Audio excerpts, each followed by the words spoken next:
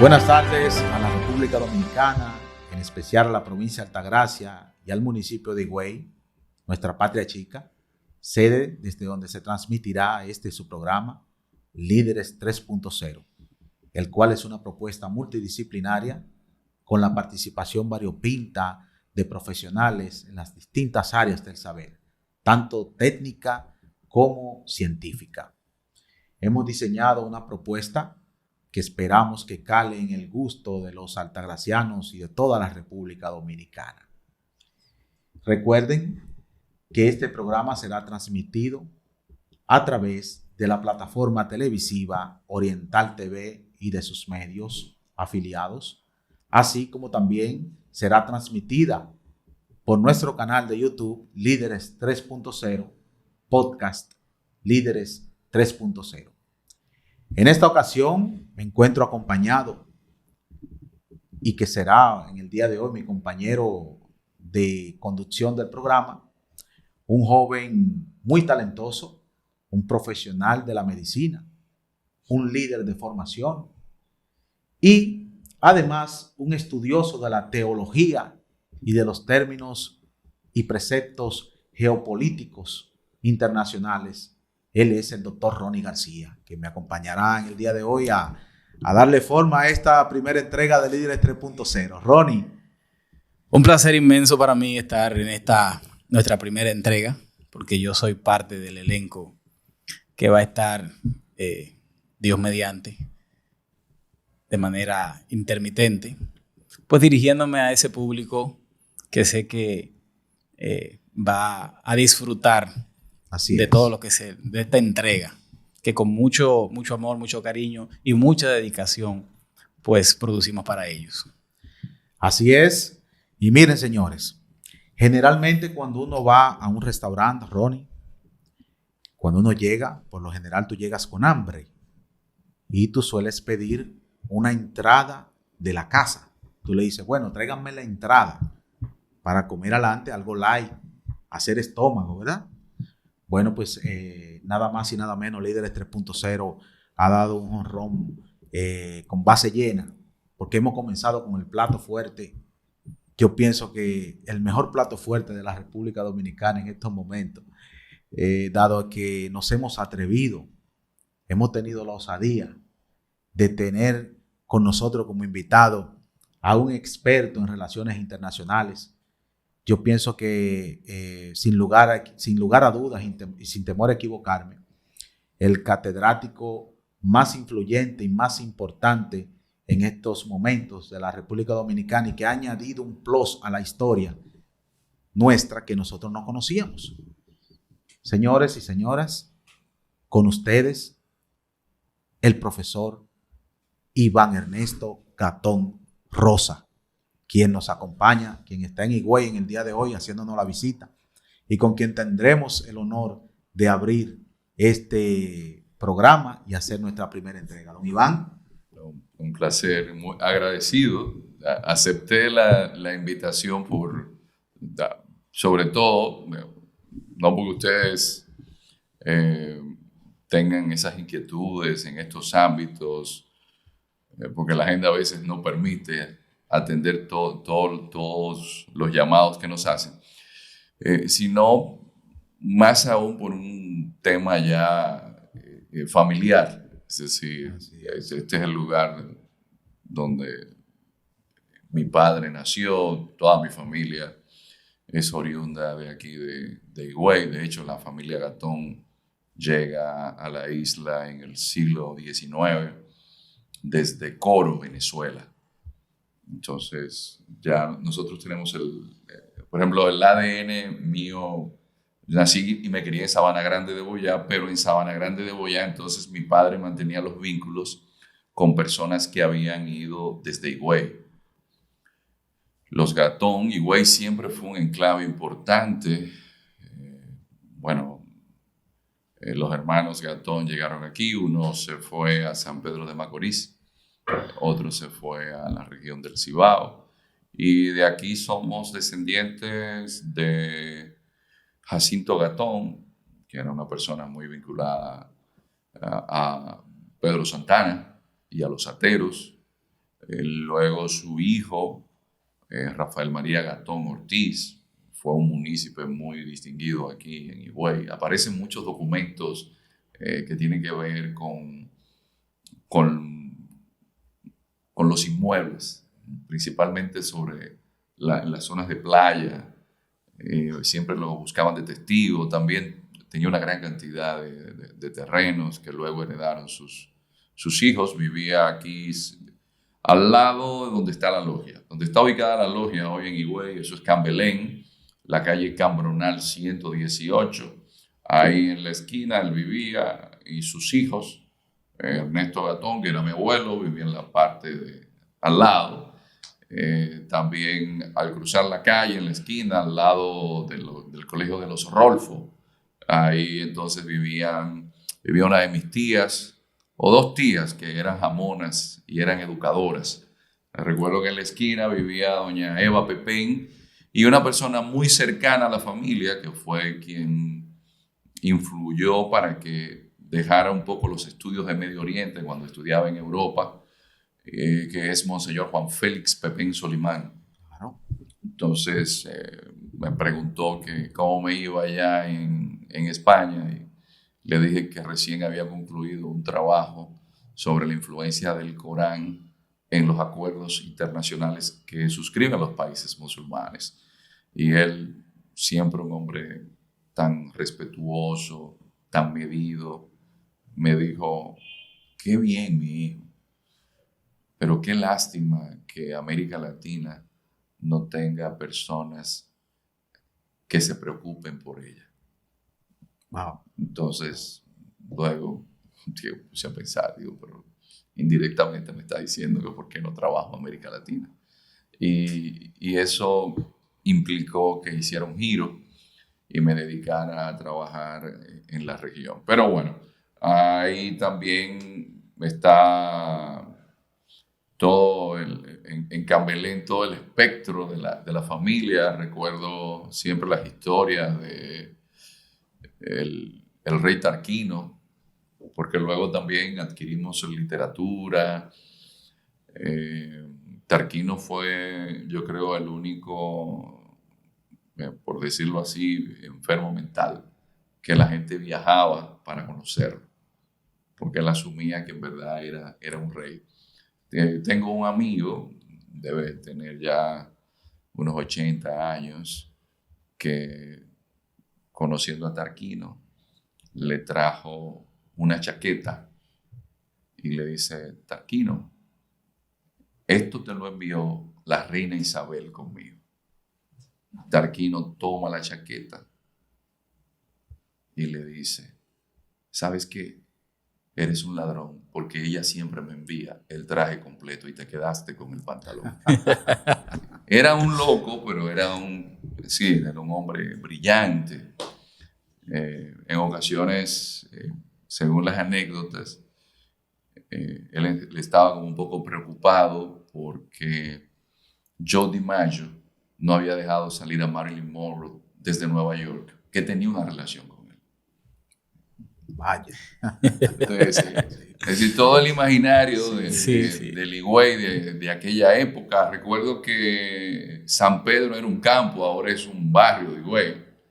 Y Así había es. una señora llamada Mélida que visitaba a mi abuela, Ederlinda Hidalgo, de Gatón. Y recuerdo que cuando íbamos allá, la misa se escuchaba porque había unas bocinas de la basílica que hasta allá llegaba Se escuchaba la transmisión. Se escuchaba el sonido de la transmisión, digamos así, desde la iglesia. Pero nosotros aquí era la iglesia San Dionisio también, la iglesia vieja, Sí. que está aquí cerca. Y de aquella época recuerdo los viajes que se hacían a Boca de Yuma y a San Rafael del Yuma, porque había parte de la familia que vivía en Yuma. Y luego un viaje que era largo, ir a Macao. Entonces había que irse por el cruce del Isleño y eran unos caminos, digamos, muy, muy difíciles de transitar y eran camionetas que había, es decir, no eran autobuses. Bueno, eso es lo que yo mayormente recuerdo en cuanto a esos movimientos, esos traslados. Luego que cuando uno quería escuchar alguna emisora, yo era un seguidor de Calimán, que es una novela, radionovela que trajo a República Dominicana un cubano periodista, falleció hace como 3 años, don Mario Rivadulla. Tenía como 92 años. Don Mario Rivadulla fue una figura política en Cuba, del Partido Ortodoxo de Chivas. Llegó a ser jefe de Fidel Castro, que era de ese partido, porque la gente está equivocada que creen que Fidel era comunista. Fidel no, Fidel era nacionalista del Partido Ortodoxo de Chivas. Y cuando él pasa por México, un cubano le dice, te voy a dar esto para que te lo lleves a Santo Domingo. Y él trajo esa radionovela que se llamaba Calimán. En mi pueblo... Que era un señor que usaba como un pañuelo blanco. Un turbante, una radionovela mexicana. Sí. Y aquí no se podía escuchar porque lo que se escuchaban eran emisoras de Puerto Rico y Radio Callacoa. Wow. Entonces, a mí siempre me gustó la radio y a veces yo iba a donde estaba Radio Callacoa. Siendo muchacho. Está Radio Callacoa, al menos con el nombre. La maneja la Iglesia Católica. Sí, sí. Bueno, y se transmite todavía en AM. O sea, sigue funcionando. Sí.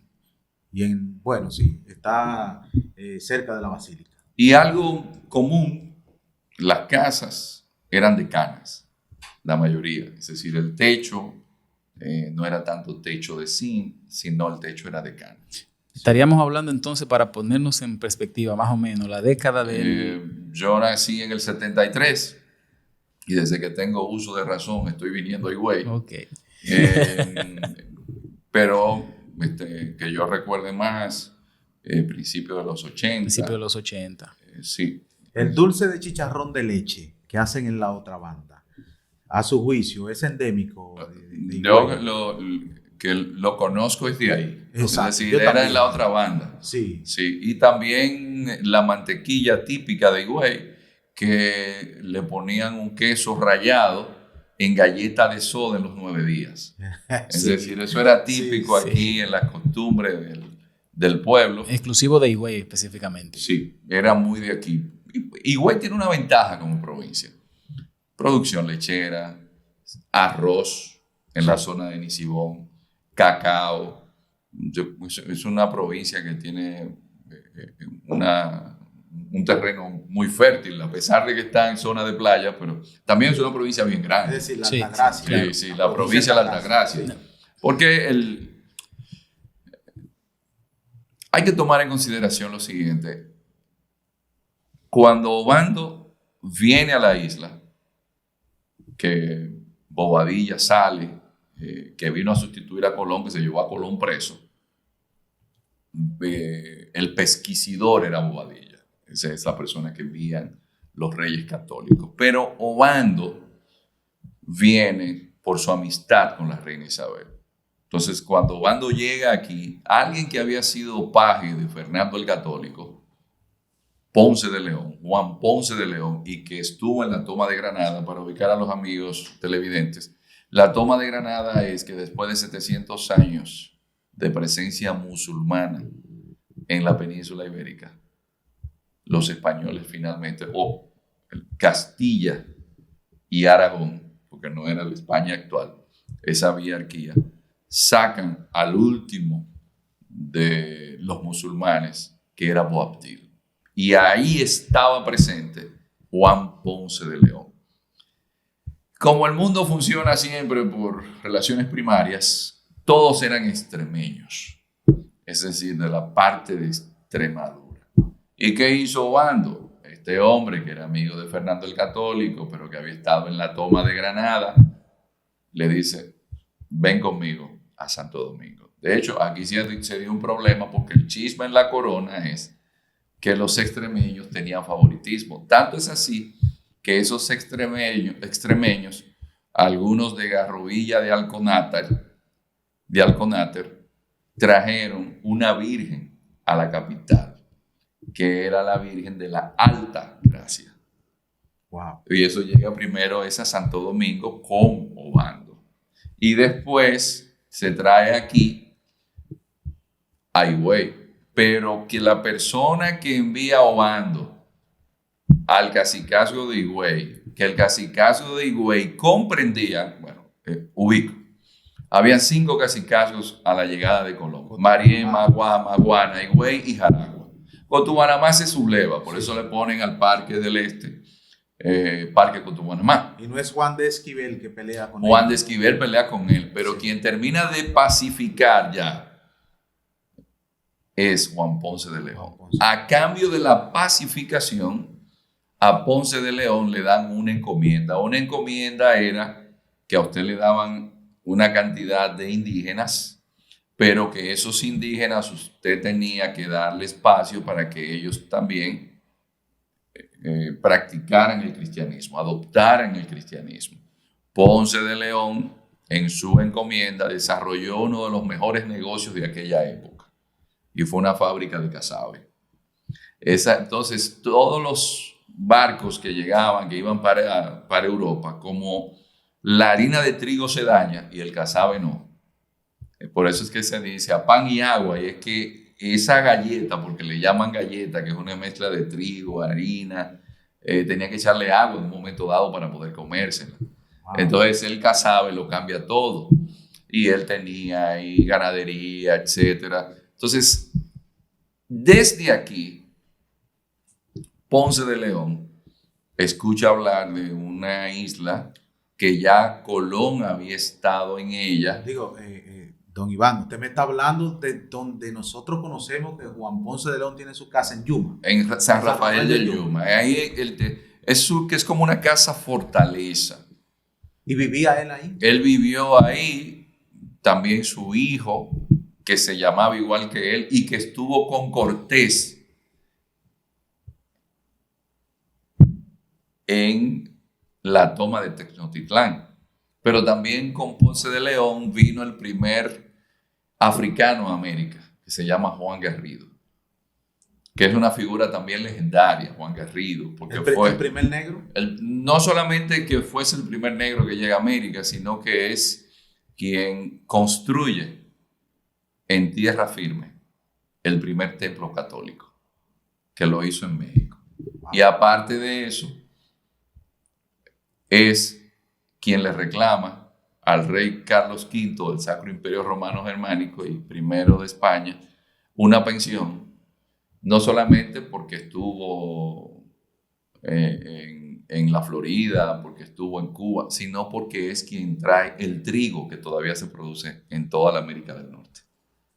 Y le dan la pensión.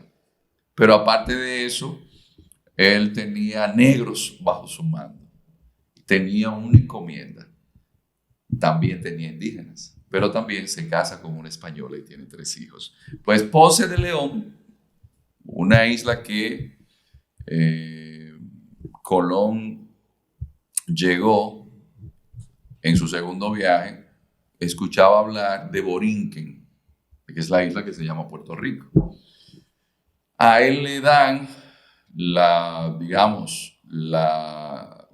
encomienda de Puerto Rico, pero como en todo en la vida, en el poder, había un chisme entre Obando y Diego Colón, que es el hijo de Colón que viene a ser gobernador aquí.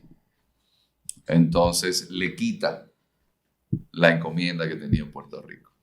Él se va a la península ibérica y allá consigue una capitulación que le permite buscar las tierras de Bimini.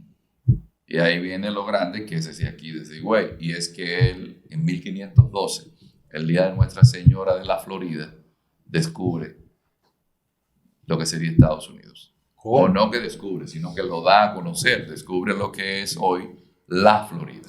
Es decir, que desde aquí. Desde el descubrimiento de Estados Unidos salió desde aquí. Él sale desde aquí con 2 naos y un bergantín. Y ahí estaba con él la persona que descubre la corriente del Golfo, que se llama Antón de Alaminos. Desde aquí pasan por Puerto Rico y de ahí sigue la ruta, pero fue desde aquí. desde Higüey. Ese es el contexto, la importancia O desde histórica. Desde San Rafael, desde Boca de Yuma. Sí. Desde Boca de Yuma. Desde Boca de Yuma. Bueno, la gente todavía puede visitar, se celebran bodas alrededor del castillo, de la casa fortaleza. Afortunadamente, y eso hay que decirlo, eso estaba abandonado. Y en 1970, Balaguer, que era un intelectual consciente de la importancia histórica, rescata esa casa fortaleza que estaba abandonada. Wow. Una riqueza histórica impresionante. Poco conocida. Que desconocemos. Claro, en plenitud, como nos lo ha explicado Gastón. Claro, es totalmente desconocida para la mayoría de esta generación e incluso para algunos de otra generación. Poco valorizada. Porque no se conoce. Porque eso está ahí en ruinas. Claro. Ahora mismo. Un monumento de esa importancia que deberíamos nosotros pues estarle sacando mucho más provecho en cuanto al turismo interno. No, y el turismo externo, que usted le diga, mire, usted le dice a los boricuas, mire, desde aquí fue que Ponce de León salió y llegó, porque hay una ciudad que se llama Ponce. Así en Puerto Rico. Y descendientes de Ponce de León se quedaron en Puerto Rico. Y también, si usted le dice a un estadounidense que la persona que llegó a la Florida, la casa donde habitó, mírala ahí donde está, que es una casa museo, pero increíblemente yo a veces tengo que examinar a personas que aspiran a entrar al área de las relaciones internacionales y no saben dónde queda San Rafael del Yuma. Y si salimos ahora mismo y preguntamos aquí en Higüey, la mayoría de la gente no sabe ni siquiera dónde está esa casa fortaleza. Así es. Entonces es un tema yo creo, de conciencia de parte de la ciudadanía. Sí. Yo me atrevo a apostar que de los higüeyanos, un 60%, para no ser tan extremo, no ha ido todavía a la casa de Juan Ponce de León. En Yuma. Yo pienso que se debe en gran medida al hecho de que no se ha fomentado ese turismo interno por parte de las instituciones que tal vez les compete hacia esos lugares históricos. Pero me imagino que también se debe al hecho de que se desconoce la trascendencia de esos lugares. Por eso yo decía que nuestro invitado le ha dado un matiz distinto a la historia que tú y yo conocemos, a la historia que a ti y a mí nos dieron en la escuela. Entonces yo cuando escuchaba disertar a Iván Gastón en varios medios nacionales, que soy un seguidor suyo, yo no me pierdo uno. Cada vez que tú tienes una entrevista, ahí estoy yo.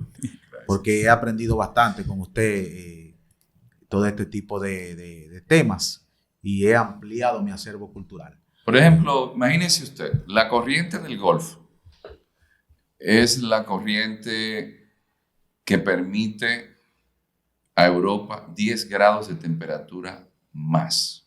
Es decir, que si no fuese por esa corriente del Golfo, hubiesen 10 grados menos. Así que no hubiese quien aguantara el frío en Europa. Por eso usted ve que España y Portugal, que están en el mismo meridiano de Nueva York, no es tan frío. Pero en aquella época esa corriente era la que permitía, sin tener que usar vela, que los barcos subieran. Porque recuérdense que los barcos no tenían motor en aquella época. Entonces, cuando usted habla de Antón de Alaminos, que usted diga que Antón de Alaminos salió con Ponce de León, que usted haga la relación y usted diga, mire, eso se descubrió y salió de ahí. De Yuma, y que usted le dé el significado y que usted ponga una estatua a Juan Garrido, que hay fotos, hay retratos de Juan Garrido con su sombrero, con una pluma, y que usted le haga un monumento y que usted le diga a los miles de turistas que vienen a República Dominicana, miren, los vamos a llevar a donde vivió el primer negro que llegó a América. Entonces, no es solamente un turismo de sol, playa y arena. La gente dice, pero mira, yo fui a tal sitio donde comenzó la modernidad, porque es algo que es lo que desde la perspectiva geopolítica un día me preocupó. Los periodos en que se divide la historia humana es edad antigua, edad media, edad moderna y edad contemporánea. La edad antigua, por supuesto, es desde la antigüedad hasta que llega la caída del Imperio Romano. Después viene la Edad Media, que es desde la caída del Imperio Romano en 1476 hasta la toma de Constantinopla por los turcos en el 1453. Entonces ya llega el periodo del Renacimiento, finales del siglo XV, y llega ahí también Colón en el 92, y a partir de ahí se habla de modernidad hasta la Revolución Francesa. Pero ¿qué pasa con la modernidad? Que la modernidad es donde Europa se encuentra con América, es donde por primera vez hay una conciencia de universalidad, pero también es en la modernidad donde Fernando de Magallanes comienza un viaje que termina Juan Sebastián Elcano y prueba que la Tierra es esférica. Pero ¿dónde se inició todo ese proceso? Fue aquí, en la isla La Española. Entonces, si nosotros tenemos esos elementos históricos, ¿por qué no venderlos? ¿Por qué no aprovecharlos? Entonces, usted encuentra que la gente habla que los padres peregrinos del Mayflower llegaron a Estados Unidos en 1620, pero el alcalde mayor de La Vega, Lucas Vázquez de Ayllón, sale desde Puerto Plata, que le pertenecía a él, donde tenía un ingenio, porque la ventaja de todo esto es que en el Imperio Español todo se escribía. Había un cronista que esa persona se encargaba de escribirlo todo. Y Lucas Vázquez de Ayllón sale desde Puerto Plata en 1526 y funda la primera ciudad en la bahía de Chesapeake, es decir, en el norte de Estados Unidos. 1526. ¿Cuándo llegaron los padres peregrinos? 1620. Funda San Miguel de Guadalupe, en lo que sería hoy Carolina del Norte. Pero ¿por qué no lo sabemos? ¿Por qué no se promueve eso? Es decir, ¿por qué hablar de los peregrinos del Mayflower? Hay gente que dice, bueno, aquí la ciudad más antigua es San Agustín. Sí, pero San Agustín la funda otro español, Pedro Menéndez de Avilés. Pero ¿la funda cuándo? La funda 45 años después que llegara Lucas Vázquez de Ayllón. Porque toda esa zona era española. Pero ¿de dónde salían los españoles? Por un tema de ubicación geográfica. La Española está en el centro del Caribe. Y algo que hay que advertir, que la gente dice cuando se habla de aquella época, la isla de Haití. No, esta isla nunca se llamó Haití. En Taíno, la zona de tierra alta se llama Haití. Pero el nombre de esta isla desde su inicio era Babeque. Babeque, que significa tierra de oro. ¿Por qué lo digo así? Bueno, porque si el diario de Colón, que rescata a Fray Bartolomé de las Casas, y el hijo de Colón, Hernando Colón, así lo expresa, pero siempre se le llamó Haití a la tierra alta. Y muy específicamente, había un cacicazgo que era el de Maguá, donde estaba Boichido, el hermano de Anacaona, que esa zona era la que más se le llamaba Haití.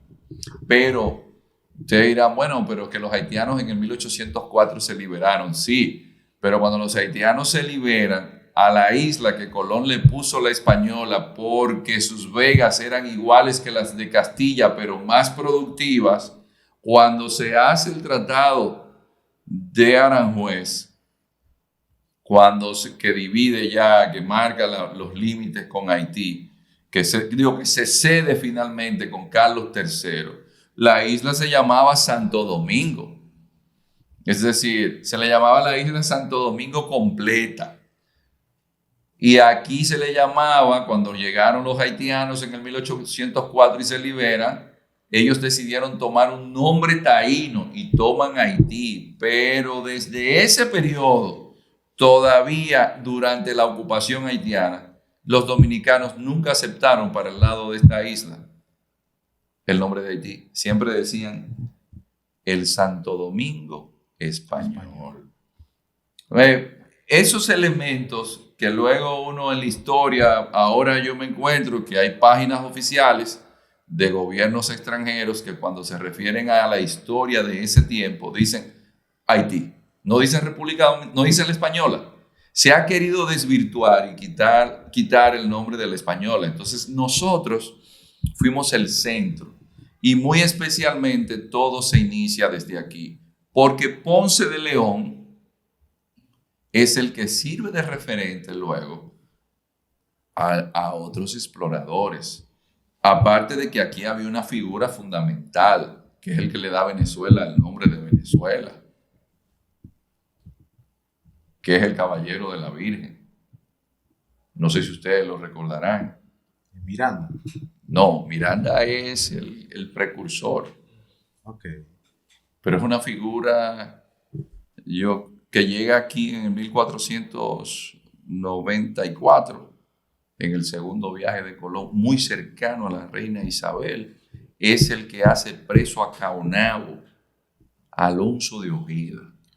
Y ese Alonso de Ojeda es el que le da a Venezuela el nombre de Venezuela, pero es el primero que los reyes católicos le dan autorización para que venga a conquistar en la zona, en lo que se le llamaban los viajes menores, pero él vino con uno de los mejores navegantes de aquella época, que se llamaba Juan de la Cosa. Y esta persona estuvo enterrada aquí en las ruinas de San Francisco por muchos años y luego se robaron el cadáver. Pero Alonso de Ojeda primero, que era el jefe de todos ellos, como dice Teddy Hernández, el jefe de todos los que llegaron aquí primero fue Alonso de Ojeda. Pero luego Ponce de León sirve de referente a otras figuras, como por ejemplo Hernando de Soto, que había un carro en Estados Unidos que se llamaba de Soto, porque todavía se preguntan cómo ese hombre en aquella época recoge por la Florida, cruza el Mississippi y llega todo el centro de Estados Unidos, casi. Sí. Recorrió más de 3.000 kilómetros. Tanto es así que Estados Unidos, la industria automotriz, diseña un carro que se llama De Soto y que tenía como emblema la cara de un español con su barba y ese sombrero, ese gorro que se llama morrión. Pero desde aquí también hay una figura importante que era Francisco Pizarro. Pizarro era un experto. La línea de Pizarro. Sí, por eso cuando llega al a Perú. Pero Pizarro aquí era el experto en caminos, a eso se le llama vaquiano. Imagínense ustedes en aquellos tiempos que no había puentes, que la isla estaba llena de árboles. Él era un experto en caminar en la isla. Por otro lado... De ahí se desprende el término bacán. No, bacán, no. Bacán viene del dios Baco, que en la mitología griega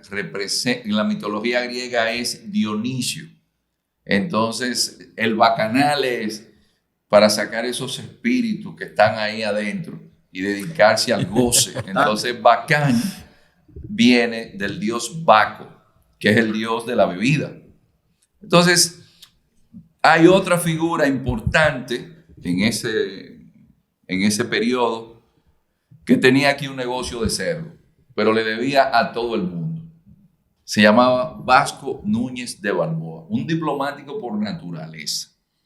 Y se fue de polizón en un barco. Y es el que descubre el Pacífico. Descubre el Pacífico porque también, como era un hombre de buenas actitudes, una india llamada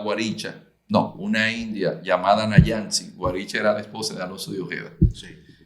A Nayansi le da la información. Es decir, que la persona que descubre el Pacífico vivía aquí, pero el que trae el plátano a América, que descubre las Islas Galápagos, era un cura dominico que se llama Fray Tomás Berlanga, que estaba aquí.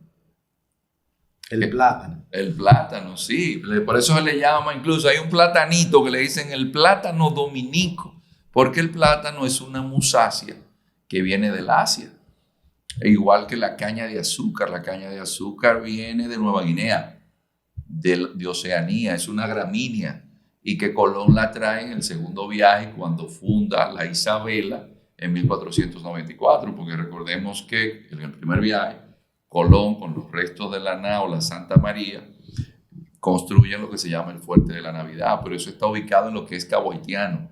Cuando él llega, que Guacanagarix le dice que los 49 que él dejó los mataron y que hasta él, Caonabo, le vio, porque hay que comprender que había una disputa entre Caonabo y Guacanagarix, y entonces él decide, al lado del río Bajabonico, en la Isabela, fundar la primera ciudad en América. No es Santo Domingo de Guzmán, es la Isabela en Puerto Plata. Sí. Y vinieron más de 1,200 personas. La primera vez que desde Europa salen en masas a América es ahí. Y entonces, desde allí, viene una figura para mí fundamental, porque es el primer extranjero que aprende un idioma nativo, el taíno, que era Fray Ramón Pané. Él está considerado el primer etnólogo. Se pasó más de 2 años viviendo en distintos cacicazgos y aprendió a manejar la lengua taína. Pero hay otro elemento importante. De aquí surge lo que considero del cristianismo, el segundo discurso más importante en su historia, porque el primero sería el Sermón de la Montaña. El Sermón de Adviento. Es el Sermón de Adviento, que no es de Fray Antón de Montesinos. Él lo pronuncia. Él lo pronuncia, pero es una reunión de los dominicos que lo dirige Fray Pedro de Córdoba. Entonces, a quien le dan la homilía es a él. Ahí estaba presente un encomendero de La Vega, amigo de Bartolomé Colón, llamado Fray Bartolomé de las Casas. Es bueno que haga la aclaración. Fray es sacerdote y Frei, que es lo que era Obando, es un miembro de una orden militar religiosa. Pero Bartolomé de las Casas lo trajo a él aquí. La Vega era un sitio importante porque había oro. Él fue a ese sermón y decidió hacerse sacerdote, pero en convertirse en el defensor de los indios. Y hay un elemento importante que Fray Bartolomé de las Casas trae y que es fundamental. Y es que cuando se dan las discusiones a partir del Sermón de Adviento, se suspende incluso la conquista. No, espérate, vamos a discutir esto. Y eso se lleva a Salamanca. Y hay un... Oye, ¿por qué? ¿Qué contenía ese sermón? El sermón lo que pone en cuestionamiento, no olvidemos, porque todo es en su contexto, son los reyes católicos. ¿Y a qué vinieron a América? A llevar el cristianismo. Entonces, los cristianos que se habían perdido por la reforma protestante o que se habían ido... o los musulmanes, es decir, la labor católica, y católico significa universal, es proselitista. Entonces, ¿quiénes iban a ocupar ese espacio? Los indígenas que estaban aquí. Pero si seguíamos en la visión aristotélica, Aristóteles justificaba la esclavitud. Y ese es el elemento importante, porque dicen, no, esa gente no debe ser esclavos. Por eso es que el primer código de trabajo, señores del mundo, se da ahí, con las leyes de India, porque surgen unas leyes que incluso dicen que en hora de mucho sol, que da bochorno, de ahí viene la palabra bochornoso, porque no hay quien aguante ese sol en el Caribe, en los trópicos, en la tarde y ponerlo a trabajar, y mucho más si es en caña de azúcar. Pero a picar caña. Sí. Es materia de derechos humanos también ahí ya. No, es que los derechos humanos se inician ahí. Esa es la importancia. Lo que es el ius gentium Claro. o derechos de gente se inició fue con ese. Y aquí, en Dominicana. Aquí, en 1511. Ahora que nosotros, eso no nos interese mucho porque los pueblos que no aprecian su historia, que no valoran su historia, vivimos en lo que se llama anomia, estado de desorganización social total o parcial. Por eso es que usted ve que todo proyecto aquí que implique que varias personas se reúnan, hasta vivir en un condominio, termina en problemas. El tránsito, por eso es caótico, porque cuando la gente no conoce de dónde vienen las cosas, el por qué. Sí, pero don Iván, juéguesela. Porque estamos hablando también de un tema de educación. Sí, pero que la educación está también muy vinculada a la familia y a los valores. Y a la, Entonces nosotros ¿y a siempre... quién les enseñan? Sí, pero es que la primera enseñanza está en la casa. Usted, ya yo soy un señor mayor, pero cuando llegue un momento en que hacer muchas cosas no le dé mucho sabor a su existencia, usted tendrá que ir ¿a dónde? Al espacio de su niñez, al espacio de su juventud. Y cuando usted hace una auditoría de su vida, lo más importante fue lo que usted vivió con su familia y con la gente que usted lo apreciaron, no por lo que usted representaba económicamente o intelectualmente, sino por la gente que lo apreciaban a usted por ser usted. Entonces, por eso es que esos vacíos existenciales se reflejan en yo me cruzo el semáforo en rojo, no importa que venga una mujer embarazada en un motor detrás y yo me la lleve a ella, porque hay mucha gente que lamentablemente esa educación de verse reflejado en los demás no se la dieron en la familia. Porque aquí hay un tema que a mí me preocupa de la sociedad dominicana. Yo sé que las políticas públicas son necesarias. Eso es necesario. Pero hay un imperativo que no tiene que ser kantiano, de Immanuel Kant. Sí.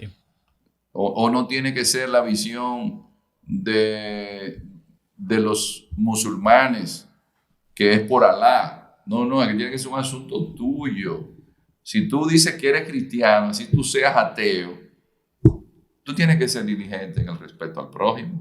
Claro que sí. Tú tienes que ser diligente en ser mejor persona cada día. ¿Y cómo tú eres mejor persona cada día?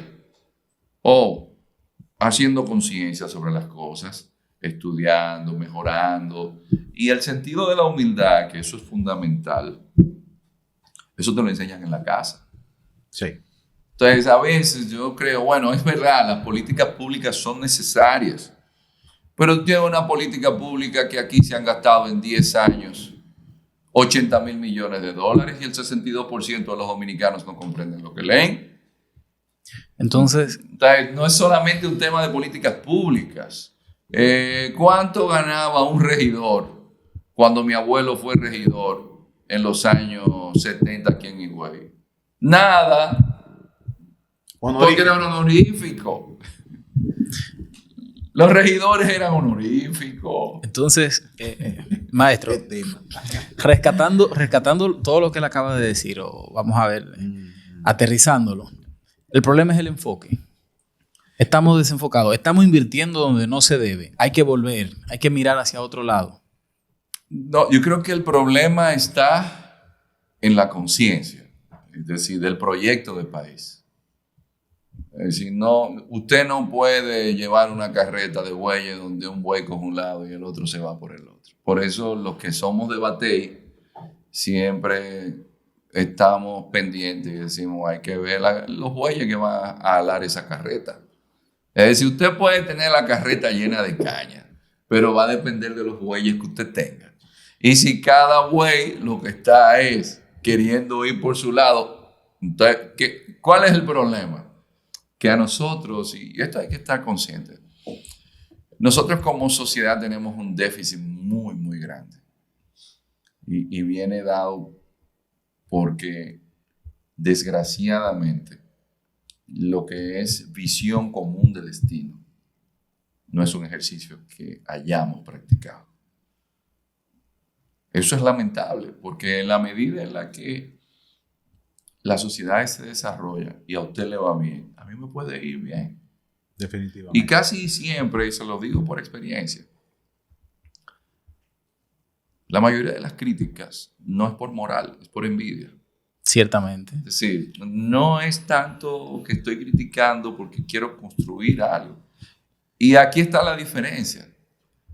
Las grandes construcciones de una sociedad es con las pequeñas cosas que se hacen. Entonces, la gente está esperando que yo tengo que llegar a ser presidente de la República. Yo tengo que ser tal cosa. No, pero usted no tiene que llegar hasta ahí. La labor comunitaria. No. Simplemente no suba tanto el radio cuando usted tiene una fiesta en su casa, que yo tengo un familiar que está enfermo y usted no me lo ha dejado dormir. No tire la basura en la calle. Entonces, simplemente no lance la basura en la calle. No cruce el usted semáforo revisa en la rojo. tarea de sus hijos. Usted está haciendo un ahorro para que su hijo tenga una excelente educación. O usted se preocupa por invertir en un estudios superiores que mañana esa educación se va a multiplicar en cuanto a ingresos. No, usted invierte en un vehículo que se deprecia. Porque es una sociedad que es la apariencia. Entonces, nosotros tenemos que sincerarnos como sociedad. Aquí hasta los partidos políticos, desde que comenzó la República, se dividen. Usted toma desde nuestra independencia, santanitas, lo de Santana contra los muchachos que eran los trinitarios, los rojos contra los azules, los bolos contra los coludos. Entonces, fíjate, Trujillo se mantuvo por 30 años, pero después sale Trujillo, los trujillistas contra los antitrujillistas. Los comunistas se dividieron todos. Usted tenía gente de la línea china, es más, lo del MPD se peleaban con la gente del PCD. Y no diga usted el PRD, porque Juan Bosch, que es de los fundadores, tiene que irse del PRD porque el güey está lleno de garrapatas. Y entonces funda el PLD. Entonces Balaguer, que viene del socialcristianismo, a quien primero le da es a los socialcristianos, incluyendo a su vicepresidente, que era Augusto Lora. Sale Balaguer, que usted vio con lo que terminó el Partido Reformista. Bueno, el PLD, hijo de Juan Bosch. Y no se dividió. Pero se me olvidó mencionarle que cuando Juan Bosch se va, que gana Guzmán, Peña Gómez, que era el líder del PRD, dice que ese palacio él no lo ha visitado porque se pasó los 4 años enemigo de don Antonio. Pero cuando llega Jacobo le hizo la vida imposible a Jorge Blanco en el Senado y eran del mismo partido. Pero eso es historia reciente. Y entonces Peña y Jacobo, incluso hasta mujeres buscaron, porque buscaron a Felipa Gómez. Ustedes no se recuerdan, busquen las imágenes de la historia de Felipa Gómez con una escopeta en el local del PRD. Peña Gómez quedó fuera del PRD. Peña Gómez tuvo que inventarse otro partido político, que era el BIS, el Bloque Institucional Socialdemócrata. Sí. Y el PRD se dividió. Pero después el PRD gana. Llega el presidente Hipólito Mejía. Y el PRD se divide y Miguel Vargas se queda con el PRD y después forman el PRM. Entonces, si tomamos la historia de la República Dominicana, no hay visión de destino común. No hay una visión común de destino porque los propios partidos políticos terminan divididos. ¿Y qué es lo que hay entonces, Iván? No, yo creo que debemos revisarnos como sociedad. ¿Cuáles son los valores que dan sentido a nuestra existencia? No hay ideologías. Si no, porque el tema de las ideologías es algo que está más que comprobado no solamente en República Dominicana. Es así. No es un tema simplemente de ideología, que sería necesario también, porque aquí usted no sabe distinguir cuál es la ideología de un partido. La política se ha convertido en una granja de intereses, así de sencillo. Pero, mire, hay una anécdota que quizás pueda ayudar. En un momento dado, Carlos Andrés Pérez, una persona de confianza de Carlos Andrés Pérez, el presidente venezolano. Y ustedes se imaginarán lo que fue Venezuela en su momento. En una reflexión en Madrid, le decía, mira, ¿sabes cuál es el problema de Venezuela? ¿Por qué llegó a donde llegó? Desideologización y corrupción. Don Arturo Uslar Pietri, una figura icónica en Venezuela, un maestro, una persona que se sentaba, tenía un programa de televisión en Venezuela y eso era como un culto. Había que verlo porque el hombre tenía una lucidez. Decía, pero antes de que Chávez llegara, él decía, pero que un país que ha hecho un despilfarro de dinero como ha hecho Venezuela, un país tan rico como Venezuela, lo que está haciendo es abriéndole las puertas a Chávez. Pero fíjense que nosotros, en la región, en América Latina, ni la izquierda ni la derecha han podido en sus países enfrentar o ser exitosos en la ignominia más grande que nosotros tenemos como región. ¿Usted sabía que el nivel de desigualdad en América Latina es más grande que en África? Es mucho decir. Que eso es mucho decir. Wow. Es mucho Pero decir. ni la izquierda ni la derecha. Es decir, en América Latina hemos tenido ese problema. ¿Y usted sabe por qué? Por un asunto, aparte de todos los problemas que hemos tenido, que lo que hemos aportado a las ciencias políticas son los dictadores. De ahí la famosa novela del dictador, del recurso del método, de Alejo Carpentier, o Yo el Supremo de Augusto Roa Bastos, o Tirano Banderas de Del Valle Inclán. Hay toda una novela del dictador. La institucionalidad. Porque siempre hemos creído que son los hombres los que están llamados a resolverlo todo. No, son las instituciones. Entonces, las democracias en América Latina han carecido de Estado. ¿Y el Estado quiénes los forman? Es esa burocracia eficaz. Una élite.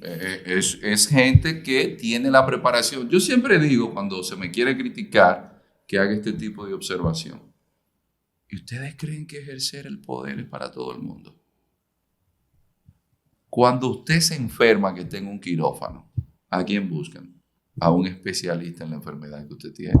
Entonces, ¿cómo usted, en el ejercicio de la política, en algunas zonas, en algunas áreas, usted va a llevar gente que no tiene los criterios? Porque si usted es cardiólogo, entonces, ¿cómo usted va a trabajar un tema que tiene que ver con neurología? Si esa no es su especialidad. No tiene sentido. Entonces, ese es un tema que yo creo que nosotros debemos verlo a la luz de lo que está pasando en América Latina en el siglo XXI, que siempre criticamos las dictaduras. Sin embargo, alabamos gente que ha roto el orden democrático para imponer el orden. Claro. ¿Por qué? Porque es bajo estado de excepción que están gobernando. Todo el mundo alaba a Bukele. Yo estoy de acuerdo con que en El Salvador esos pandilleros estén presos, pero lo ha hecho bajo estado de excepción. Sí. Se está reeligiendo donde no había reelección. Y el pueblo lo está aplaudiendo. Y el pueblo está aplaudiendo. Entonces, ¿qué es lo qué me están diciendo? Oye, y es en base a la fuerza. Y si cuando Bukele salga de ahí mañana, ¿Qué va a pasar? ¿qué va a pasar? ¿Cómo sería sostenible en el tiempo ese proyecto? Porque los estados continúan, los seres humanos nos vamos. Y visiones diferentes. ¿Por qué no tenemos una sociedad donde el régimen de consecuencias se aplique y que no tengamos el temor de que un pandillero ande por ahí y que no haya también tanta pobreza? Porque el caldo de cultivo para tener reclutamiento de la gente en las pandillas tiene que ver con la marginalidad. Entonces nosotros nos perdemos de nuevo la institucionalidad. En Argentina puede ganar Milei, que sería un absurdo, Pero tanto la derecha como la izquierda, tanto los peronistas como Macri, le han arreglado el terreno a Milei. Además, en Argentina no hay manera, pero que no hay manera de que usted diga que un país como Argentina deba estar en la situación en la cual se encuentra. Pero la institucionalidad, de nuevo, ese es un tema fundamental. Entonces, en ese sentido, no sería tan descabellado pensar que un sistema aristocrático funcionaría. El gobierno de los que están capacitados. Mire, en Europa se está utilizando un término que se llama epistocracia, de episteme, de conocimiento en griego. Se habla de eso. Pero atención en esto. Es en las labores puntuales del Estado. Es decir, la burocracia donde tiene que funcionar. Usted a los políticos los puede poner en otras áreas. Pero usted no puede estar inaugurando un país cada 4 años. Y a la gente que usted preparó quitarla para volver a poner a otra. No tiene sentido. ¿Por qué Europa ha sido exitosa? Ejemplo, España. Franco se fue, pero se preparó el sistema de carrera en la administración pública. Por más que sea gobierno que se cambia, se van las cabezas. Porque algo que tienen los políticos, y esto es importante, y por eso es necesario que los políticos ocupen posiciones de ministerios, es que el político no es un analfabeto social. El burócrata está muy concentrado solamente en su trabajo, pero el político comparte con la gente, conoce las necesidades de la gente. Entonces, el político es necesario. Por eso, para ser presidente no es necesario que usted tenga un PhD. Es necesario que usted tenga conciencia de cuál es el rol que usted debe jugar. Poca gente que tiene PhD y después son analfabetos sociales. Aplico medidas que no me importa que la gente se muera de hambre. Exacto. Pero hay que tener, y eso es imprescindible, un buen funcionariado público, porque eso implica lo que se llama Estado de Derecho. Y el Estado de Derecho, ¿cómo usted lo tiene? Con buena administración de justicia. Que eso es fundamental, porque lo que se llama el check and balance, que son los elementos del poder que usted mantiene el balance, poder ejecutivo, poder legislativo, poder judicial. Entonces, para que haya un funcionamiento armónico dentro de lo que cabe en lo que es la naturaleza humana, porque por más buena que sea una burocracia, las pasiones humanas siempre van a estar presentes, claro que sí, y las debilidades de los individuos. Pero es menor. Una sociedad no es perfecta.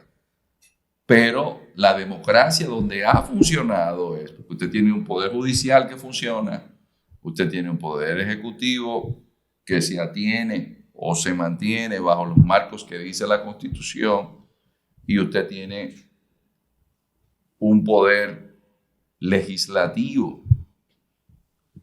Si usted no tiene esos elementos ahí trabajando, difícilmente esa democracia vaya a funcionar. Ahora, Latinobarómetro dice que el cansancio en América Latina es tal que el 50% prefiere una dictadura. Siempre que tengan seguridad. Por eso están pidiendo por ahí al hijo de un... No, que la gente que lo primero que un ser humano necesita. ¿Lo visualizan a él o visualizan a la abuela? No, en América Latina completa. Latinobarómetro hizo un levantamiento, una encuesta, y el 50% de los latinoamericanos les gustaría un dictador, siempre que haya seguridad en las calles y que le den un empleo. Por eso entonces no es tan extraño uno escuchar a gente pidiendo a Trujillo.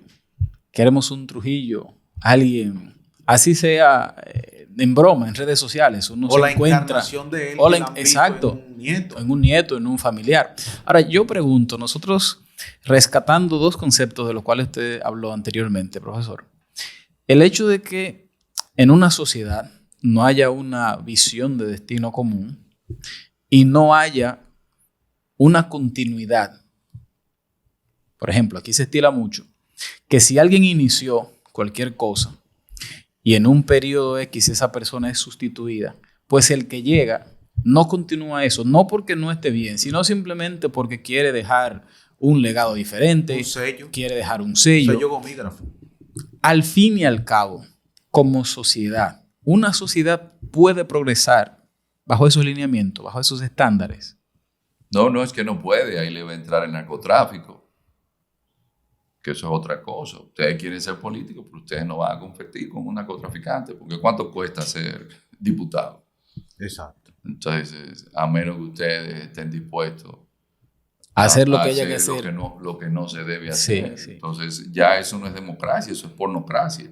Entonces, a veces, en los pueblos así, que no hay una política de largo plazo, tenemos ese tipo de inconvenientes.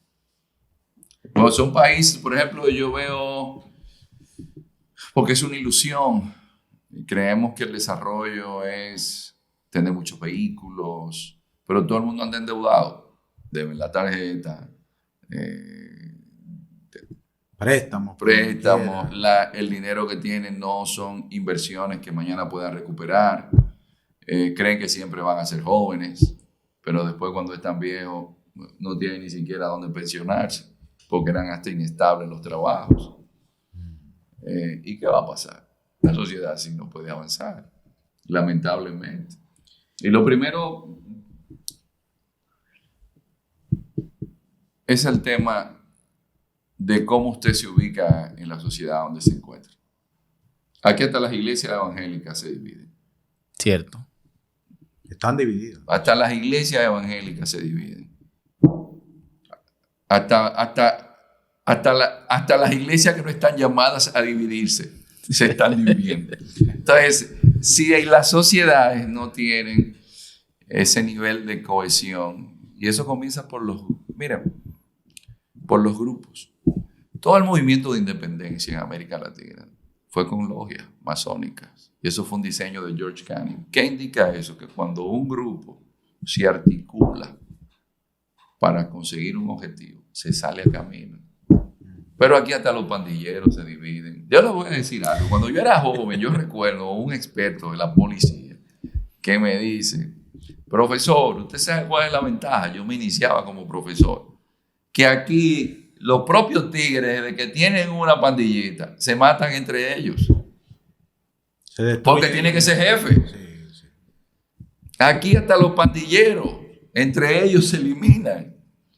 Es decir, una cuestión cultural. Si usted no se une alrededor de un grupo que le ayude, porque solo usted no va a poder. Y mientras más personas se articulen en un proyecto societario, más garantías de triunfo hay. Pero eso tiene también que ver con la cosmovisión de la gente. Hay gente que piensa que nacieron para ser eternos. Y apremóales de Lich, como decía Luis XIV, después de mí el diluvio. Wow. Si yo no despierto, si yo no hay nada. No, después de mí va a ser el diluvio. Sí. Y entonces lo que más usted encuentra de gente imprescindible es el cementerio, lleno de gente que han sido imprescindibles en el cementerio. Sí. Entonces, tiene que ver mucho con la formación de la gente. Por eso los vacíos existenciales. Sí. Porque ¿quién ha dicho que usted va a vivir 10 años? Cuando viene a ver, usted se muere en 1 hora. Porque eso también es parte de la arrogancia. Nos nuestra. preparamos para mucho tiempo sin saber realmente que nuestro destino final puede estar a la vuelta de la esquina. No, que por eso es que usted debe hacer de cada momento un espacio en el cual usted haga lo mejor por la sociedad donde usted le tocó vivir. Y si usted le tocó irse en 20 años, pero usted fue disfrutando lo que fue haciendo cada día. Por eso lo del vacío existencial. Porque hay gente que se frustran porque yo no llegué a hacer tal cosa. Porque todo en la vida lo apostó a que iba a hacer tal cosa. ¿No? ¿Y por qué usted no disfrutó cada segundo de su vida? ¿Por qué usted no fue haciendo lo que a usted le gustaba? Luis Buñuel, y por eso el buen cine es buen cine. Cuando yo era muchacho, recuerdo, en una película de él, creo que fue en Viridiana, que uno de los actores en un diálogo decía, ¿tú ves eso? De que el trabajo es lo mejor. No, eso no es cierto. El trabajo es una esclavitud. Y es verdad, el trabajo es una esclavitud. Y él le dice, tú sabes que yo no trabajo, porque lo que yo hago es lo que a mí me gusta y eso no es trabajo. Porque él se dedicaba a laborar en lo que a él le gustaba. Entonces, hay algo que es la vocación. Yo nunca olvido, creo que es en el libro de Romanos, el capítulo 13, si no me equivoco, que Saulo de Tarso, que es el hombre que le da al cristianismo ese espacio que tiene hoy, dice... Fue relacionista público. Sí, ese fue el relacionista público. Dice, oye, los talentos que yo te di, ¿qué hiciste con los talentos? Porque los seres, dice, entonces pone el ejemplo del cuerpo. El cuerpo tiene una nariz que no está pendiente a los ojos. Tiene unas orejas que no están pendientes a la boca. Y dice que cada órgano del cuerpo funciona para beneficio del cuerpo. Entonces, usted como individuo, ¿en qué yo soy bueno? ¿Qué se me da a mí bien? ¿En qué yo tengo vocación? Entonces, yo en mi sociedad trabajo en esa dirección. ¿Por qué los noruegos, los finlandeses, los suecos les ha ido tan bien? Porque pasaron mucha hambre, se morían de hambre. Eso da pena ver cómo tenían que vivir los nórdicos, pero se sentaron un día y decidieron hacer proyectos de país.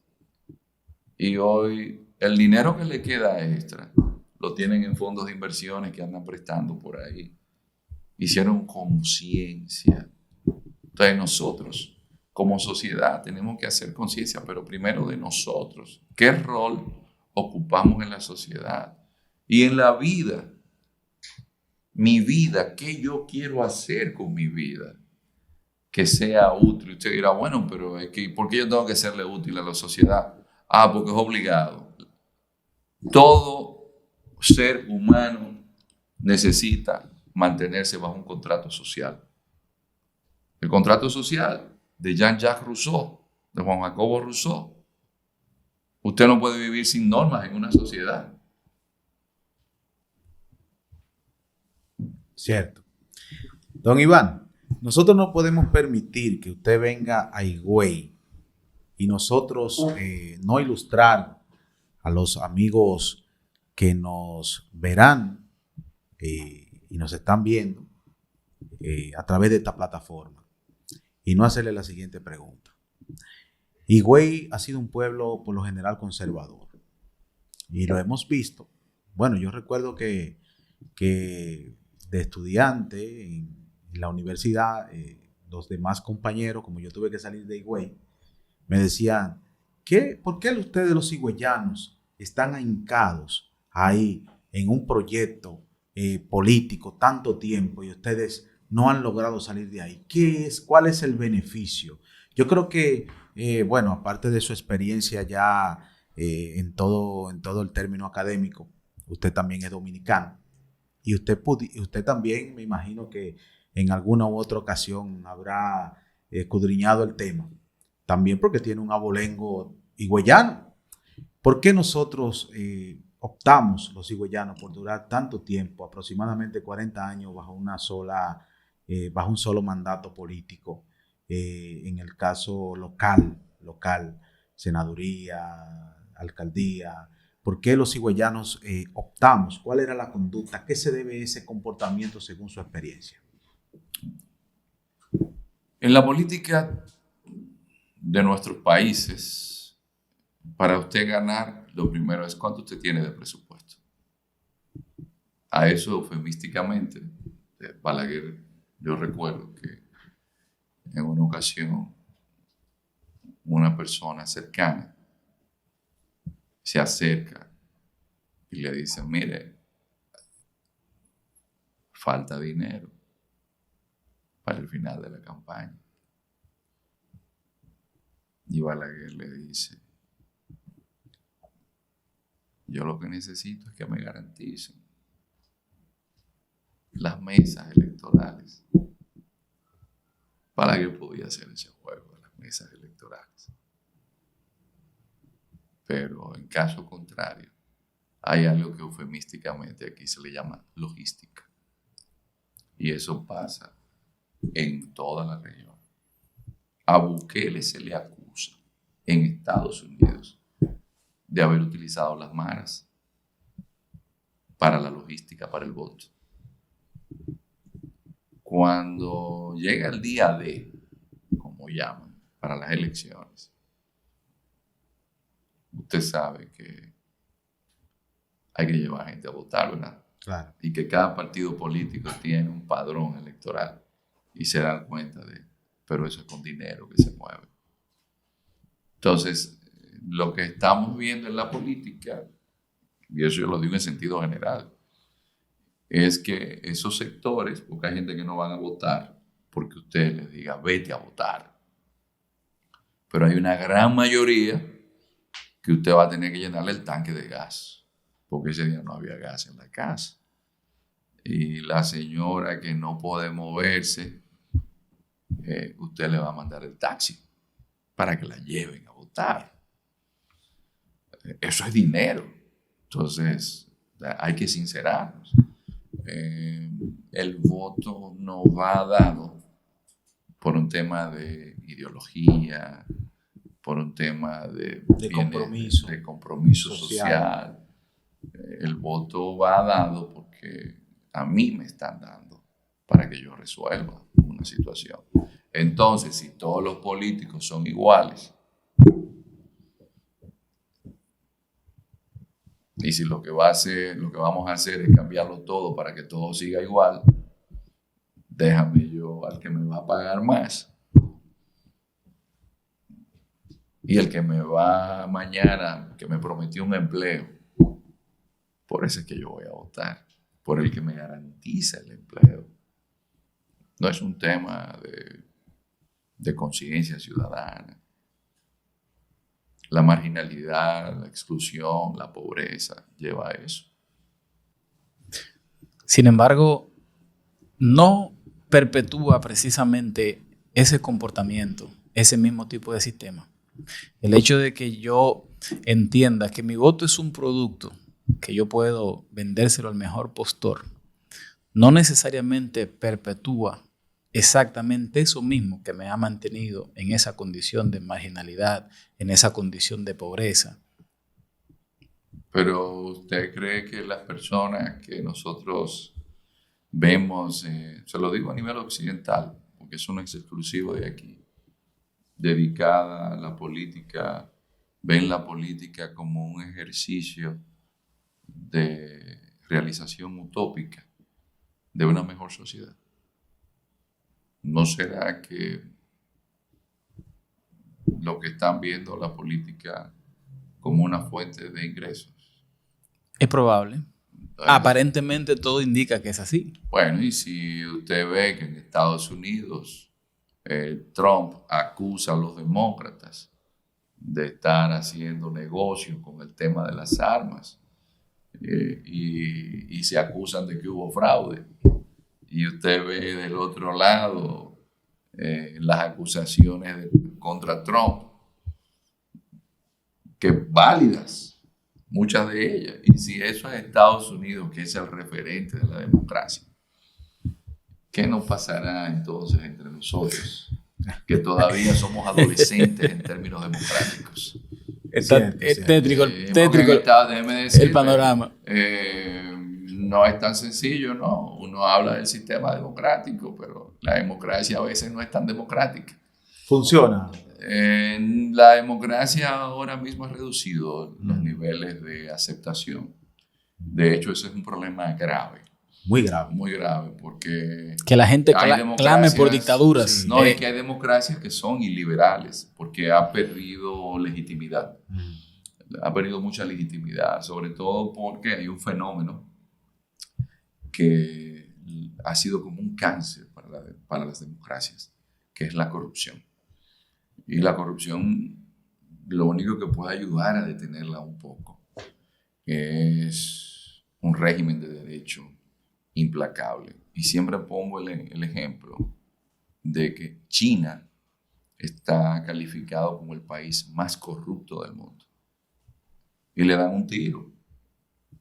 Sí, a gente que cometen actos de corrupción le dan un tiro y lo meten preso.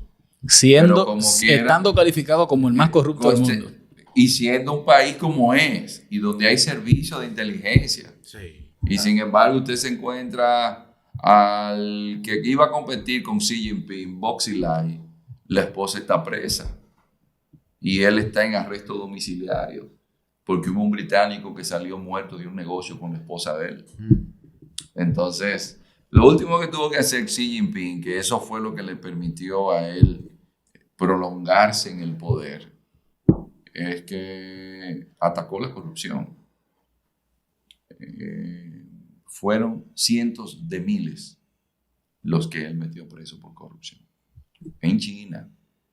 E incluso el gobierno chino prohibió a los funcionarios tener amantes. No vayan ustedes a creer que solamente en la región, que los políticos, porque es la naturaleza humana. Sí, claro. Por eso es que se necesita un régimen de derecho. Además, usted quiere un afrodisíaco más grande que el poder. Definitivamente. Eso está estudiado. Desde que usted tiene poder, eso se convierte en un afrodisíaco. Pero aparte de eso, les prohibió jugar golf e ir a Macao a jugar también en los casinos.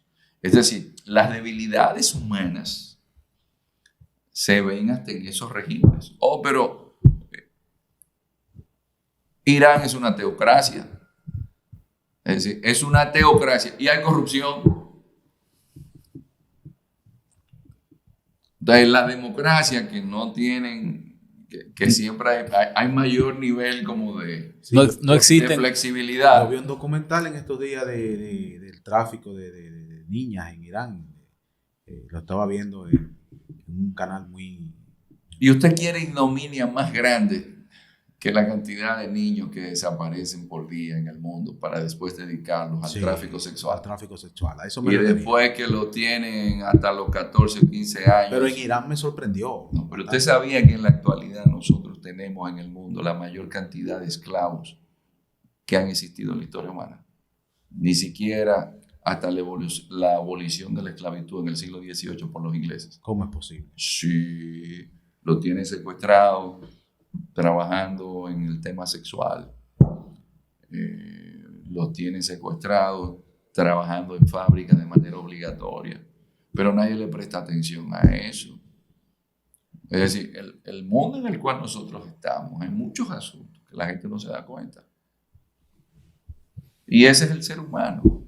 Entonces, por eso se necesita que dentro del margen de lo que nos permite esa naturaleza humana, nosotros tener las instituciones más sólidas posibles, con referentes, con valores, porque los seres humanos, todos traemos los demonios incluidos. ¿Y qué hacemos? No, adoptamos una filosofía, adoptamos una religión, tenemos familia que nosotros decimos, no, pero yo no quiero que un día me señalen porque yo tengo aquí una familia, tengo hijos que yo quiero servirle de ejemplo. Pero no es que nosotros seamos santos. Es cierto. Por eso las sociedades necesitan de valores. Ahora, ¿cuál es el referente de una jovencita dominicana? Es la muchacha que está trabajando en la NASA, hija de una madre soltera. Si esa muchachita se queda aquí en República Dominicana con su madre soltera, no llega a la NASA. Estuviera bailando dembow los fines de semana en un colmadón o en una discoteca. No. Entonces, es un tema de que el referente aquí no va a ser esa muchacha que la mayoría de las dominicanas ni siquiera la conocen. Entonces nosotros estamos destinados a una sociedad, como dicen por ahí, una generación a los foques, como dicen por ahí. Eso es lo que se avisora. No, lo que nosotros tenemos ya, porque lo mismo pasa en Estados Unidos, 50 Cent tiene la mayor cantidad de views y estaba preso.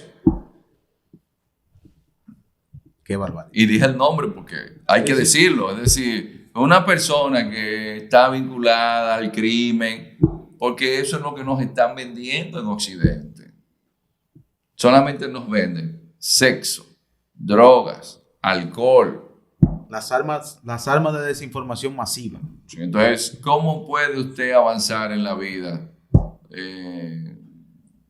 con un vicio? Estamos hablando que una sociedad que magnifica todo lo que es destructivo, Sí, todo lo que son antivalores, los antivalores, sí. al fin y al cabo, Es fuerte. la tiene difícil.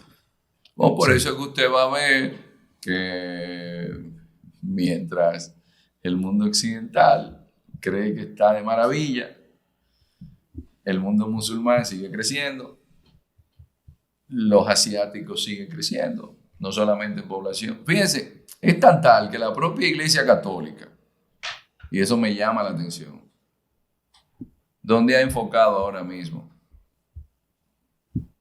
su nicho de mercado? Es África.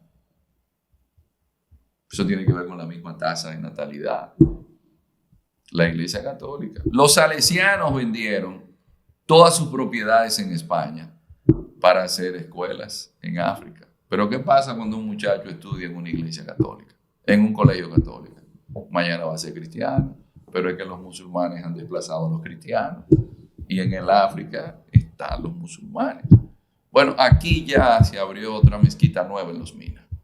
Y eso es chin a chin. República Dominicana. República Dominicana, otra más. Y en Haití ha crecido muchísimo. Pero un musulmán se mantiene bajo sus valores. En un país musulmán, una muchacha que enseñe su cuerpo, eso nunca va a pasar. En un país musulmán que se esté promoviendo el sexo a la clara, no, pero eso es una actividad privada. Y la homosexualidad. Que esté promoviendo toda la agenda LGTB. Si usted busca los programas de televisión. ¿Qué le hacen por allá? No, en los países musulmanes eso está prohibido. Yo siempre lo digo, el país más benigno con la homosexualidad es Marruecos y son 3 años de cárcel. Porque es que una sociedad no se desarrolla en base a su preferencia, a su gusto sexual. Pero lo escuché usted mismo decir que hay un país de eso que tiene como una regulación. ¿Usted quiere ser homosexual? Sí, bueno. No, transexual. Eso es en Irán. En Irán hay una fatua de que... Pero se los cortan. Sí, pues esa es la condición. Es decir, usted siente que usted es mujer, usted, en verdad, se lo cortan. Entonces el propio Estado cubre el costo de la operación. Si es en Arabia Saudita, le cortan la cabeza. Wow. Le cortan la cabeza porque dice el Islam no acepta la homosexualidad. Así es. Igual que como no la acepta el cristianismo. Igual que como no la acepta el judaísmo. Porque lo primero que la Biblia predica es multiplicaos. Entonces, por más invento que nosotros querramos hacer, una sociedad solamente se mantiene teniendo valores referenciales que nos ayuden a ser mejores personas. Lo que hagamos en nuestra intimidad, eso es un asunto privado, claro que sí, íntimo. Y es que esta sociedad del espectáculo, porque esta sociedad del siglo XXI es la sociedad del espectáculo, queremos entonces hacer de lo privado público. Ronnie, antes que usted pase y tome la palabra, yo quiero que usted sea usted quien toque, por favor, porque no podemos dejar que nuestro invitado se vaya, ya que estamos en la parte final, que nuestro invitado se vaya y que nosotros hagamos caso omiso a lo que nos pidieron muchos amigos a través de las redes sociales cuando se dieron cuenta que Iván venía, que hicimos una publicación que ha llegado prácticamente a toda la provincia de Altagracia y al país. Y es que tocar el tema de Haití. Quiero que sea usted, por favor, que le dé forma. El tema de Haití. Nosotros definitivamente no podemos irnos de aquí sin hablar de una realidad, porque es una realidad. O sea, no es un asunto que va a pasar, que creemos, sino que ya lo tenemos encima. Actualmente estamos viendo una situación, no podríamos definirla como tensa, porque se determinó que se iba a cerrar la frontera, está cerrada la frontera. La situación que nosotros tenemos actualmente con Haití, hacia futuro, ¿se vislumbra alguna solución real y efectiva? Y en caso de que la haya, ¿cuál sería su opinión en ese sentido? Usted elige con quién usted desee compartir su existencia, pero usted no elige el vecino. Es decir, eso usted en términos personales puede hacer lo que usted quiera, usted elige. Pero cuando usted como país tiene un estado con el cual hace frontera, eso usted no se lo puede quitar nunca. Usted va a tener que convivir con eso. ¿Y cuál es la única manera de usted mejor poder llevarse mejor en un estado que tiene todos los problemas que tiene? De nuevo, con una élite política y económica, con visión común de destino.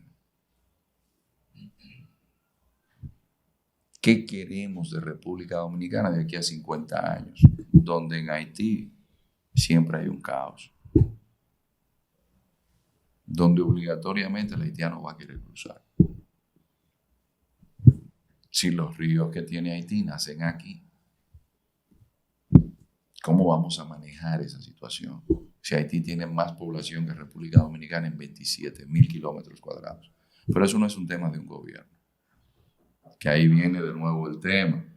Un gobierno dura 4 años, un gobierno puede durar 8 años. En democracia lo que más ha durado un gobierno son 16 años. Con Angela Merkel, para poner un ejemplo. Alemania. En Alemania. Entonces su élite política y económica se sienta y dice, de aquí a 40 años, ¿qué queremos? ¿Qué es lo que hay que trabajar? El aspecto migratorio. ¿Cuánta gente necesitamos que entren aquí? Porque tal sector depende de esa mano de obra. Sí. Pero eso es con políticas de largo plazo.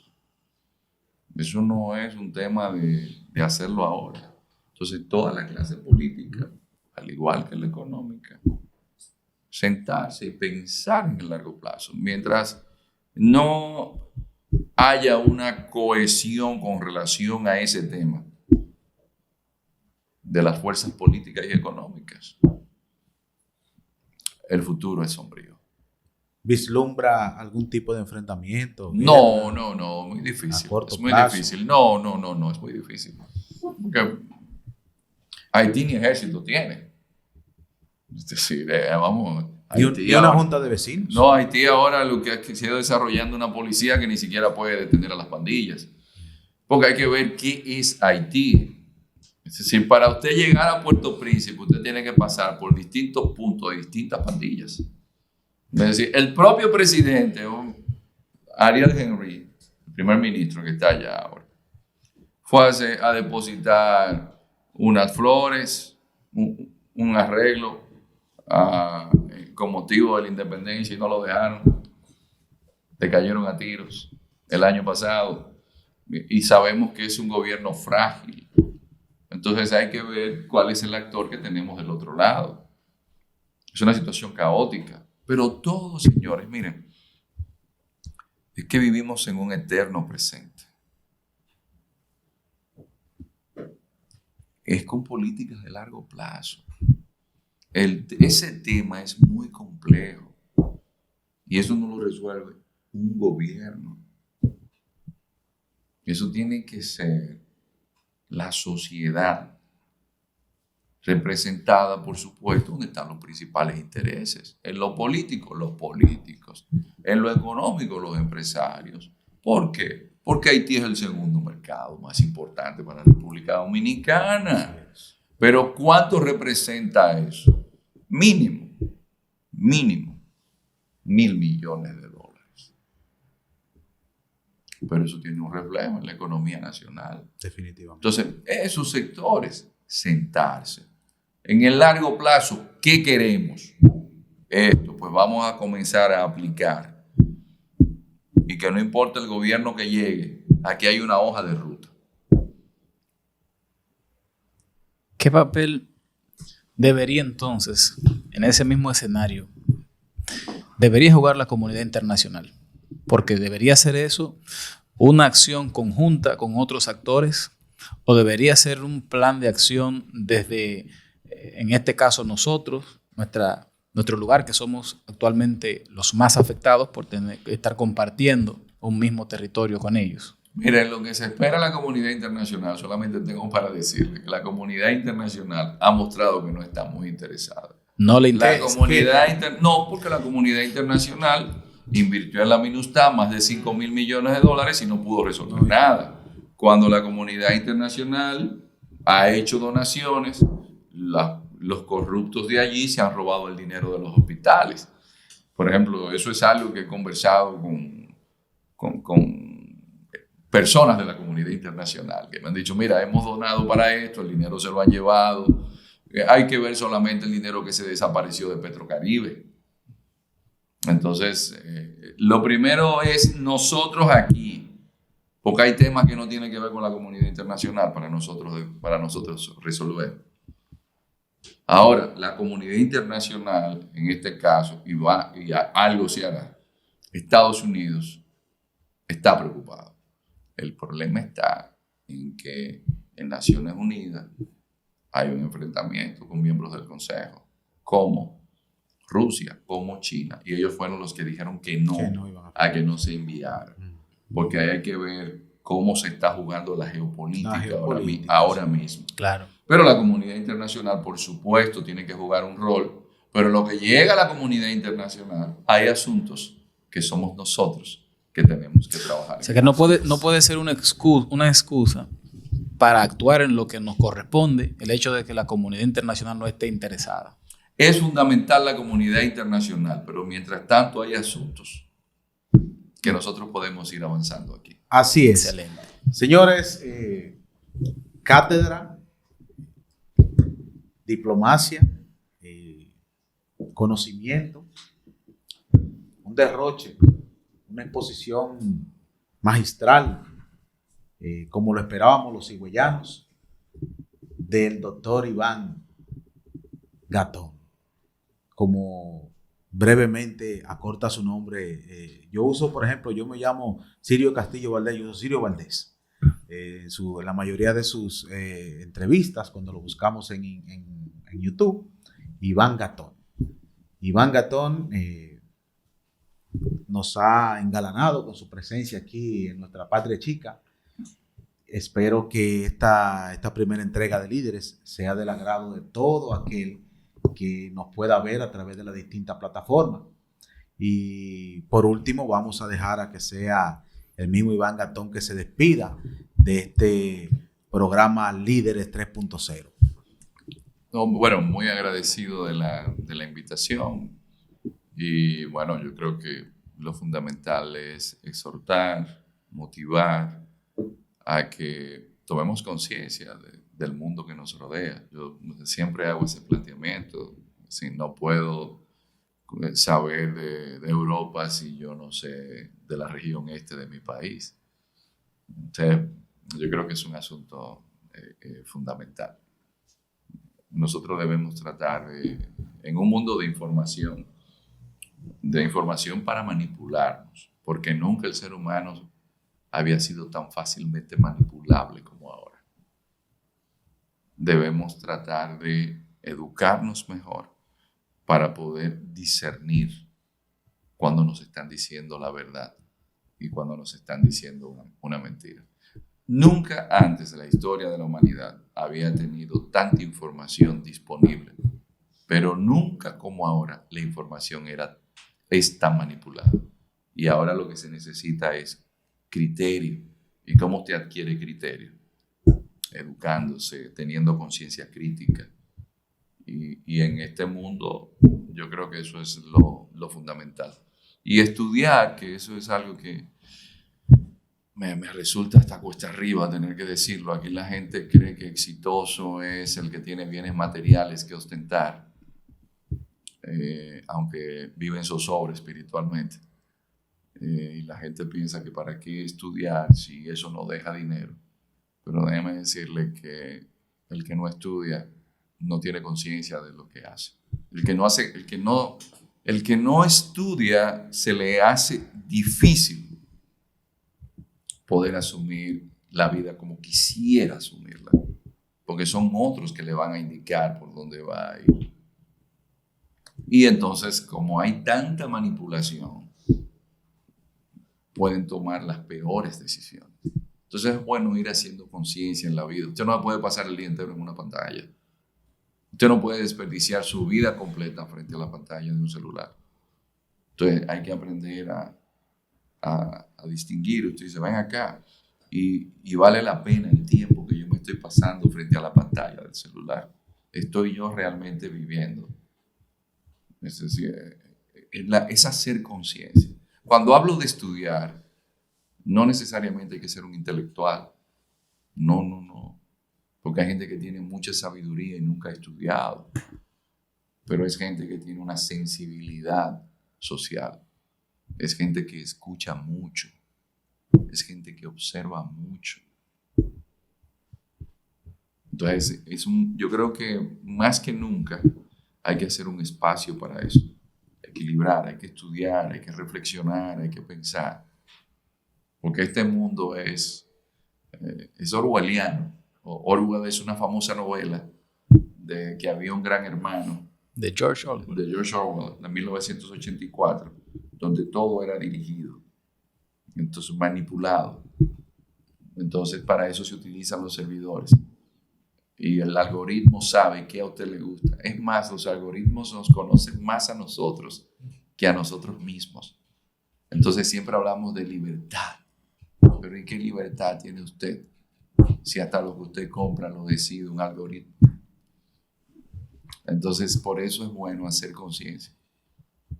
Y como siempre uno tiene que hacer la alusión, la vida es la alegría de vivir. Entonces, ¿cómo podemos sentir la alegría de vivir si estamos manipulados?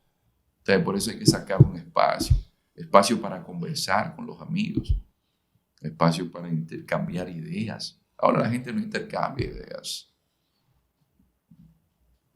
Aprender del otro. En las aulas usted aprende a veces más que de los mismos profesores. Pero ahora, que la educación virtual. Y yo que soy profesor, ¿sabe qué yo hago? Como ponen fotos, yo digo fulano, por el nombre. Y se van. Y al otro día yo le digo, pero mire, yo le estaba preguntando algo en la clase de ayer. Entonces, que ahora estamos todos en la virtualidad. No es que sea malo, pero es un mundo que hay que saber buscar los equilibrios. Así es. Bueno, señores, y con estas exhortaciones finales de Iván Gatón, nosotros despedimos esta primera entrega de Líderes 3.0 y será hasta la próxima.